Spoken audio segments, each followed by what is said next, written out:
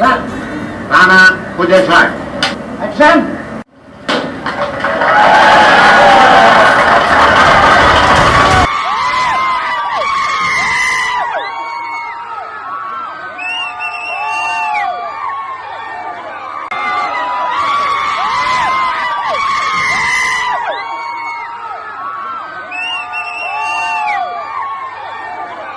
நம்ம Tamil cinema directors எல்லாம் அடிக்கடி சொல்ற ஒரு விஷயம் என்னன்னா, ஒரு படத்தை எடுத்து ரிலீஸ் பண்றதுங்கிறது ஒரு 10 மாச குழந்தைய சுமந்து பெத்தெடுக்கிறதுக்கு சமம் அப்படின்னு சொல்லுவாங்க. அப்படி பல மாசம் சுமந்து பெத்தெடுக்க முடியாம போன படங்களோட லிஸ்ட்டை பத்தி இந்த வீடியோல நம்ம பார்க்கலாம். அதுக்கு முன்னாடி நம்மளோட சேனல் நீங்க இன்னும் சப்ஸ்கிரைப் பண்ணலனா மறக்காம சப்ஸ்கிரைப் பண்ண கிளிக் பண்ணி சப்ஸ்கிரைப் பண்ணி வச்சுக்கோங்க. இந்த லிஸ்ட்ல நம்ம ஃபர்ஸ்ட் பார்க்க போறது நம்ம தலைவர் சூப்பர் ஸ்டார் நடிச்சு 2011லயே பூஜை போட்டு ஒரே நாள் ஷூட்டிங் எடுத்து டிராப் பண்ண ராணா படத்தை பத்தி தான். 2011லயே இது ஒரு ஹை பட்ஜெட் ஃபேண்டசி படமா எடுக்க ட்ரை பண்ணாங்க. பட் அன்பார்ச்சுனேட்லி படத்தோட பூஜையை போட்டு ஷூட்டிங்கை ஒரே நாள் தான் எடுத்தாங்க.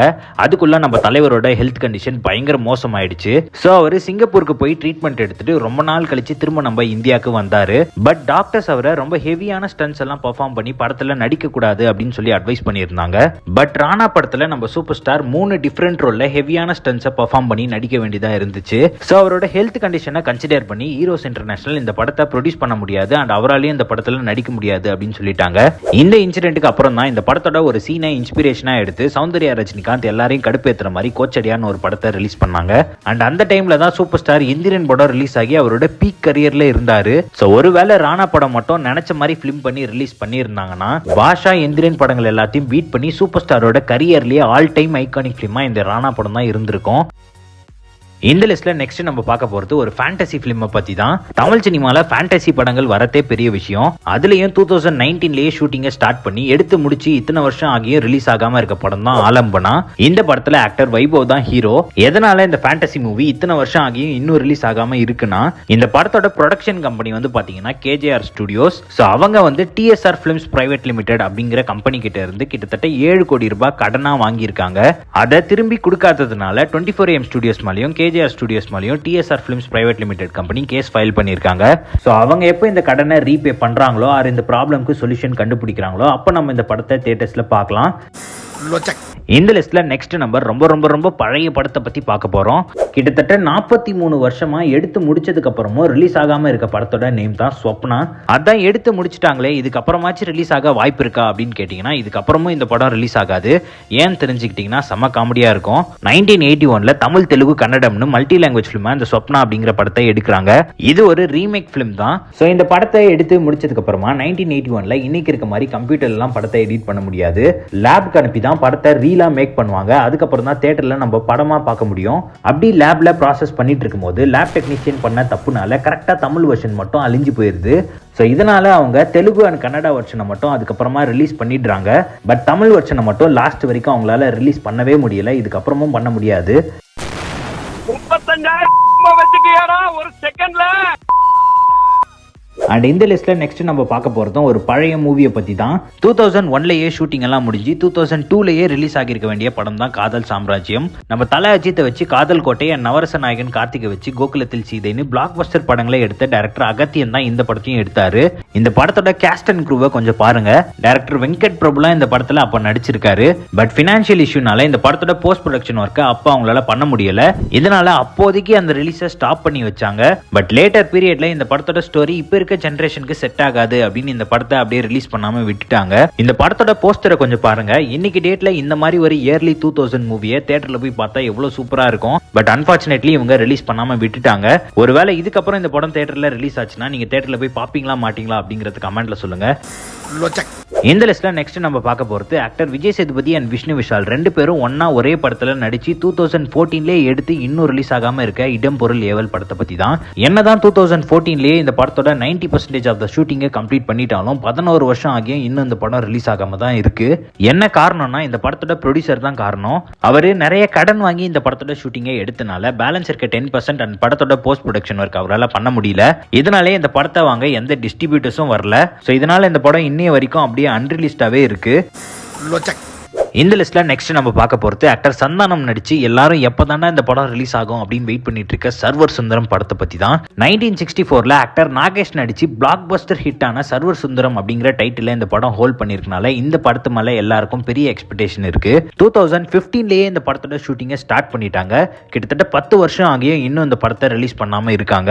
அதுக்கு காரணம் என்னன்னா இந்த படத்தை எடுத்து முடிக்க டிலே ஆனதுனால இந்த படத்தை எடுக்க ஃபைனான்ஸா வாங்கின அமௌண்டோட இன்ட்ரெஸ்ட் இந்த படத்தோட பட்ஜெட்டையே தாண்டிருச்சான். அதனால ப்ரொடக்ஷன் கம்பெனி டிஸ்ட்ரிபியூட்டர் ஷேரை கம்மி பண்ணிருக்காங்க. இதனால இந்த படத்தை வாங்க நிறைய டிஸ்ட்ரிபியூட்டர்ஸ் ஆர்வம் காட்டல. இது போக இந்த படம் ரிலீஸ் ஆகாம இருக்கிறதுக்கு இன்னும் சில காரணங்களும் இருக்கு. பட் அதெல்லாம் வெளியே வராம ராணுவ ரகசியம் மாதிரி பாதுகாத்துட்டு இருக்காங்க. சோ 2025லயாச்சும் இந்த படம் ரிலீஸ் ஆகுதா அப்படிங்கறத வெயிட் பண்ணி பார்க்கலாம்.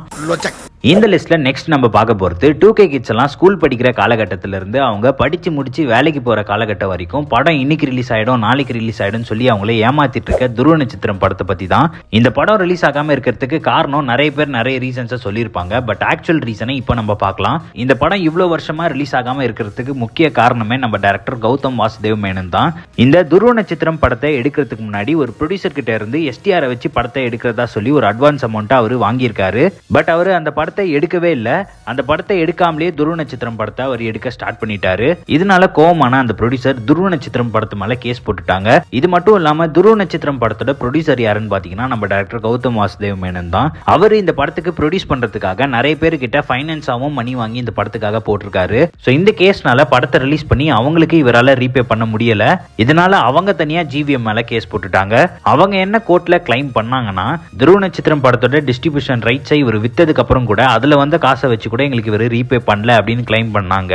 சோ இதனால மெட்ராஸ் ஹைகோர்ட் என்ன சொன்னாங்கன்னா டைரக்டர் GVM அவர்களை சில ஃபண்ட்ஸை கோர்ட்ல டெபாசிட்டா கட்டிட்டு அதுக்கப்புறம் படத்தை நீங்க ரிலீஸ் பண்ணிக்கலாம்னு சொன்னாங்க. பட் அதுக்கப்புறம் கூட இன்னும் இந்த படம் ரிலீஸ் ஆகாம தான் இருக்கு. சோ இந்த 2025ல இந்த துருவ நட்சத்திரம் படம் தியேட்டர்ஸ்ல ரிலீஸ் ஆகிறதுக்கு ஹை சான்சஸ் இருக்கு. வெயிட் பண்ணி பார்க்கலாம். இந்த லிஸ்ட்ல நெக்ஸ்ட் நம்ம பார்க்க போறது அன்ரிலீஸ்ட் மூவிஸ்ல வேற எந்த படத்தை நீங்க எடுத்து ரிலீஸ் பண்ணலனாலும் பரவாயில்ல, இந்த ஒரு படத்தை எப்படியாவது எடுத்து ரிலீஸ் பண்ணிடுங்க நாங்க பாத்துறணும் அப்படின்னு எல்லாரும் ஆசைப்படுற மருதநாயகம் மூவியை பத்தி தான். 1997ல ஸ்டார்ட் பண்ண இந்த படத்தோட ஷூட்டிங்கை பாதி எடுத்து முடிச்சிட்டாங்க. மீதி இருக்க படத்தை எடுத்து முடிச்சு இன்னும் ரிலீஸ் பண்ணாம இருக்கிறதுக்கான காரணம் என்ன சொல்றாங்கன்னா இந்த படத்தை கமல் சாரும் ஒரு பிரிட்டிஷ் கம்பெனியும் சேர்ந்து தான் ப்ரொடியூஸ் பண்ணாங்க. பட் அன்பார்ச்சுனேட்லி திடீர்னு அந்த கம்பெனி நாங்க இந்த படத்தை ப்ரொடியூஸ் பண்ண மாட்டோம் அப்படின்னு சொல்லி பின்வாங்கிட்டாங்க.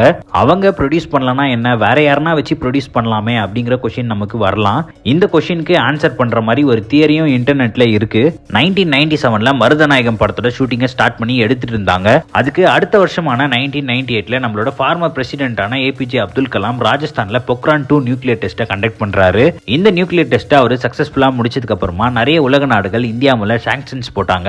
அந்த சாங்ஷன்னால தான் மருதநாயகம் படத்துக்கு ப்ரொடியூஸ் பண்ண வந்த அந்த பிரிட்டிஷ் கம்பெனி ப்ரொடியூஸ் பண்ணாம பின் வாங்கிட்டாங்க அப்படின்னு சொல்லி ஒரு தியரி இருக்கு. அண்ட் இது போக இந்த படத்துக்கு ரிலீஜியஸ் ரீதியாகவும் நிறைய த்ரெட்டனிங் இருக்கு. அதுவும் ஒரு ரீசன் சொல்றாங்க. 1997ல எல்லாரும் 2 கோடி ரூபாய்க்கு படத்தை எடுத்துட்டு இருந்தப்போ கமல் சார் மட்டும் 80ல இருந்து 100 கோடி ரூபாய்க்கு படத்தை எடுக்க ட்ரை பண்ணாரு. அண்ட் 1997லயே அவரோட சொந்த காசான 8 கோடி ரூபாயும் இந்த படத்துக்காக அவர் ப்ரொடியூஸ் பண்ணாரு. அண்ட் இந்த படத்தோட ஷூட்டிங் ஸ்பாட்டுக்கு இங்கிலாந்து ராணியான குயின் எலிசபெத்தே நேரடியா வந்தாங்க. அவங்க கிட்ட நம்ம கமல் சார் 1.5 கோடி ரூபாய் செலவு பண்ணி எடுத்த ஒரு வார் சீனை போட்டு காமிச்சாரு. அதை பார்த்து அவங்களே மிரண்டு போயிட்டாங்க. இந்த இன்சிடென்ட் வந்து அந்த டைம்ல இன்டர்நேஷனல் மீடியா ஃபுல்லா இந்த நியூஸை எடுத்துட்டு போய் சேர்த்துச்சு. இந்த படத்தை 1997ல எடுத்துட்டு இருந்த கமல் சார் அவ்வளவுதான் படம் பயங்கரமா வரப்போகுது அப்படின்னு நினைச்சிட்டு இருந்திருப்பாரு. பட் இந்த படம் வரவே போறதில்ல அப்படிங்கிறது அப்ப அவருக்கு தெரியல. இந்த லிஸ்ட்ல நெக்ஸ்ட் நம்ம பார்க்க போறதும் கமல் சாரோட படத்தை பத்தி தான். 2008ல தசாவதாரம் அப்படின்னு சொல்லி ஒரு படம் ரிலீஸ் ஆச்சு. அந்த படத்துல பெரிய இம்பாக்டா கிரியேட் பண்ண கேரக்டர் தான் பல்ராம் நாயுடு. சோ அந்த கேரக்டரை வச்சு ஒரு ஃபுல் படத்தை எடுக்கலாம் அப்படின்னு கமல் சார் ட்ரை பண்ண கான்செப்டோட நேம் தான் சபாஷ் நாயுடு. இந்த படத்தோட அனௌன்ஸ்மெண்ட் 2016ல வந்துச்சு. சோ 2016லயே இந்த படத்தோட ஷூட்டிங்கை 20 to 30% எடுத்து முடிச்சிட்டாங்க. பட் இத்தனை வருஷம் ஆகியும் இன்னும் இந்த படத்தை பத்தின எந்த ஒரு அப்டேட்டும் வரல. அதுக்கு காரணம் என்னன்னா இந்த படத்தோட ஷூட்டிங்கை அவங்க எடுத்துட்டு இருக்கும் போதே திடீர்னு கமல் சாரோட ஆபீஸ்ல அவரோட ஸ்டேர்ஸ்ல இருந்து அவர் கீழே விழுந்து அவரோட கால்ல பயங்கரமா அடிபட்டு அவரோட காலே பிராக்சர் ஆயிடுது. இதனால ஒரு வருஷம் இந்த படத்தோட ஷூட்டிங்கை அவங்க தள்ளி வைக்கிறாங்க. அதுக்கப்புறம் கமல் சார் படத்துல கான்சென்ட்ரேட் பண்ணாம கட்சியை ஸ்டார்ட் பண்ணலாம் அப்படின்னு சொல்லி மக்கள் நீதி மையம்னு ஒரு கட்சியை ஸ்டார்ட் பண்ணிட்டு போயிடுறாரு. அதுக்கப்புறம் எல்லா எலெக்ஷன்லயும் தோத்ததுக்கு அப்புறமா திரும்ப நம்ம படமே நடிக்கலாம் அப்படின்னு சொல்லி படம் நடிக்க வராரு. அப்போ விக்ரம்னு ஒரு படத்தை நடிச்சு பிளாக் பஸ்டர் ஹிட்டை கொடுக்குறாரு. சோ அப்பதான் இவருக்கு 2016ல 30% ஷூட்டிங் எடுத்து முடிச்ச சபாஷ் நாயுடு படத்திலே மறுபடியும் நம்ம நடிக்கலாம் அப்படிங்கிற ஐடியா வருது. பட் அப்பதான் என்ன சிக்கல் வருதுன்னா இந்த சபாஷ் நாயுடு படத்துல கமல் சாருக்கு ஈக்குவலான ரோல்ல தெலுங்கு காமெடி ஆக்டரான பிரம்மானந்தம் நடிச்சிருப்பாரு. இத்தனை வருஷம் கழிச்சு அவர்கிட்ட போயிட்டு திரும்ப நீங்க இந்த படத்தோட ஷூட்டிங்ல வந்து கண்டினியூ பண்ணணும் அப்படின்னு அவர்கிட்ட கேட்டப்போ அவர் என்ன சொன்னாருன்னா, நான் படத்துல நடிக்கிறதே நிறுத்திட்டேன், திரும்ப வந்து என்னால படத்துலலாம் நடிக்க முடியாது, என்ன விட்டுருங்க அப்படின்னு அவர் சொல்லிட்டாரு. பட் இந்த படத்துல அவரோட போர்ஷனை ஆல்ரெடி பெரிய லெவல்ல எடுத்து வச்சுட்டாங்க. ஸோ அவர் இந்த படத்துல திரும்ப நான் வந்து நடிக்க மாட்டேன் அப்படின்னு சொன்னதுனால இந்த படத்தோட ஷூட்டிங்கை மறுபடியும் முதல்ல இருந்து ஸ்டார்ட் பண்ணணும், அதுவும் வேற காமெடி ஆக்டரை போட்டு. ஸோ இந்த படத்தை மறுபடியும் ப்ரொடியூஸ் பண்ணிட்டு இருக்க முடியாது அப்படின்னு சொல்லி இந்த படத்தை அதோட டிராப் பண்ணிட்டாங்க. இந்த படம் இதுக்கப்புறம் ரிலீஸ் ஆக சான்ஸே கிடையாது.